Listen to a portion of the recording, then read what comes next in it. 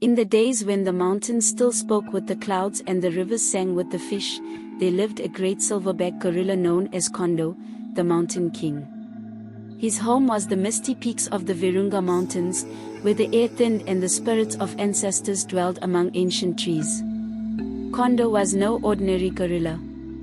The elders said he was born during a solar eclipse, when darkness briefly conquered day. They claimed his first cry shook fruit from trees in 7 villages. By the time he reached maturity, his chest was as broad as 3 men standing shoulder to shoulder, and his arms could uproot trees that had witnessed 100 rainy seasons. In those times, in the flourishing kingdom of Nyumbani, lived a proud king named Kiburi. His land stretched wide along the foothills of Kondo's mountains, and his people were many and prosperous. But Kiburi's heart harbored a shadow, he feared that which he could not control. When stories reached him of the mighty gorilla who ruled the mountains, jealousy coiled like a serpent in his chest. Hunters returned with tales of Kondo's greatness, of how animals bowed in his presence, of how the very clouds parted when he beat his chest. A beast cannot command more respect than a king, declared Kiburi, his voice echoing through his great hall. I shall prove that man is master of all creatures. I will send 100 warriors to capture this gorilla and bring him before my throne in chains. The elders and wise women of the kingdom protested. Great king, said Mwalamu, the oldest council member, Kondo is not merely a beast. He is the mountain's guardian, the keeper of balance. The spirits chose him as we chose you. But Kiburi would not listen. His heart was set. From every corner of his kingdom, he summoned his finest warriors, men who had proven themselves in battle against neighboring kingdoms, hunters who could track a butterfly through the forest, strong men who could bend metal with their bare hands. 100 men gathered at the foot of the mountains. They carried spears tipped with shining metal, nets woven so tightly not even water could pass through, and drums to coordinate their movements across the difficult terrain. Before they departed, Kiburi addressed them. Bring me the gorilla called Kondo. Prove that 100 men are stronger than any single beast. The one who captures him will receive land, cattle, and my daughter's hand in marriage. Among the 100 was a young warrior named Amoni. Unlike the others, he had not come for glory or reward. He had grown up in a village near the mountain and had seen Kondo from afar, watching how the great silverback protected smaller gorillas from leopards, how he guided his family to feeding grounds, how he discouraged human hunters with displays rather than violence.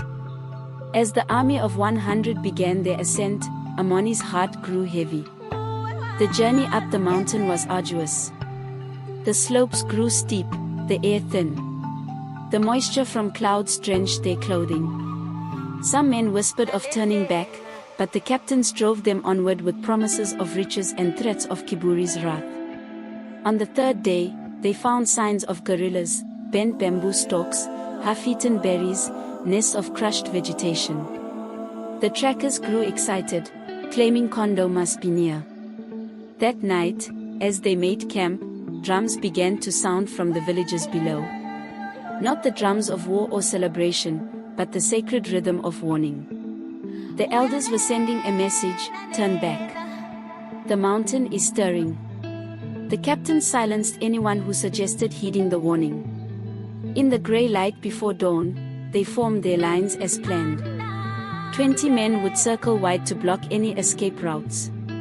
30 would wait with nets ready. 50 would drive forward with spears and shields, herding the gorilla family toward the trappers.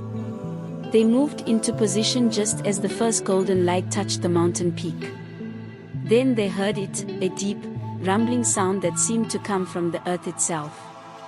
It was Kondo's roar, but unlike anything the hunters had described.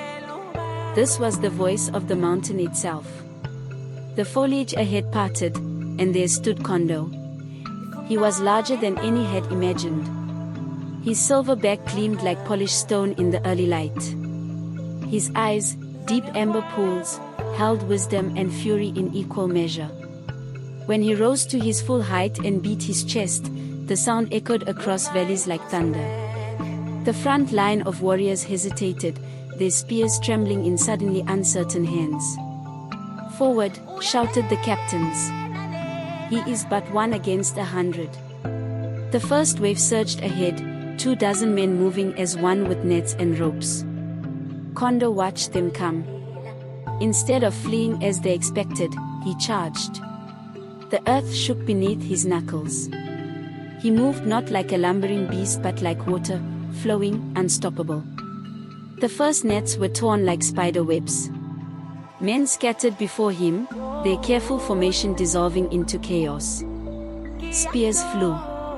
Most missed, but some found their mark, only to be pulled away as Kondo moved through the attackers like a storm through saplings. He did not kill when he could disable, swinging powerful arms to send warriors tumbling down slopes or into dense brush. By midday, 20 men had retreated, carrying the injured.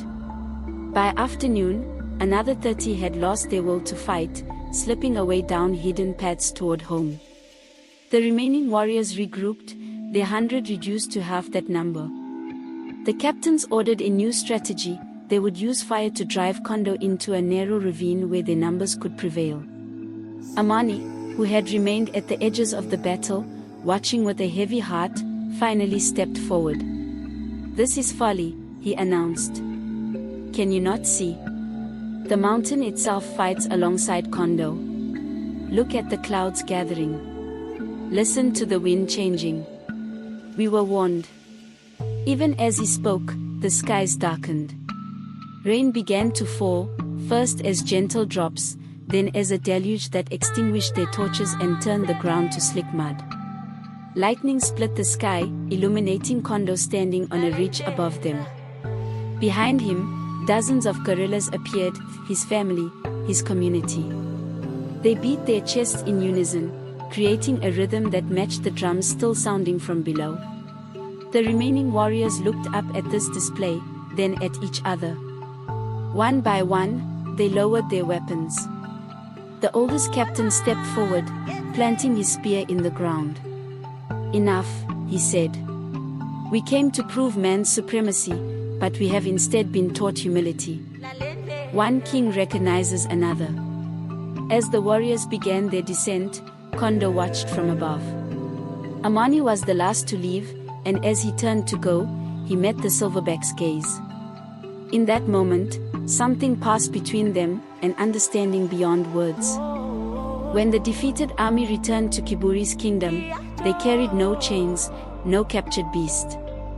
Instead, they brought a new wisdom. "We were not 100 against 1, the old captain told the king. "We were 100 against a mountain, against the wind and rain, against an ancient wisdom we have forgotten." Kiburi raged at first, threatening punishment. But as more warriors spoke, as the elders nodded in agreement, he slowly began to understand. From that day forward, the kingdom of Nyumbani changed its ways.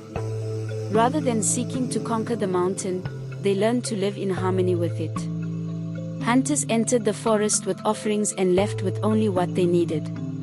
The king established new laws prohibiting harm to the guerrillas. And Kondo? He continued to rule his mountain realm for many seasons.